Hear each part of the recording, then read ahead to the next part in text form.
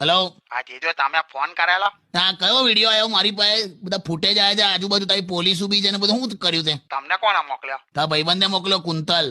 મેં ના પાડી ત્યાંના. શું મેટર હું છે કે હોશિયારી મારે બધી? અરે જીજો, એક ફ્રેન્ડ ના લગન માં ગયેલો ને મેં, હા ત્યાં જે ફ્રેન્ડ નું લગન હતું ને એની જે સાડી ખરી ને, હા એ લોકો કે એની મોજડી લઈ ગયા. હા તે તો મને એવું હતું કે મેં પણ કઈક કરવું, આમ પછી આપણે કેવું પેલું ડીલ મારી શકે ને. હા તે શું કર્યું? ત્યાં મેં જે દુલ્હન હતી ને હા એની જે ઘરેણાની બેગ હતી ને તે મેં બેગ લઈ લીધી. લા પણ જીજુ એની સાડી એ મોજડી ચોરી તો બધા એને આમ તારીફ કરી. મેં દુલ્હન ના ઘરેણાની બેગ લાવ્યો તો પોલીસ બોલાવી. તે પણ હો મહેશ, લા મોજડી લઈ જાય એવી તો પ્રથાઓ છે કે ઘરેણા ઉઠાવવાની પ્રથા જ નહીં. આ ચોરી જ કહેવાય. પછી થયું શું?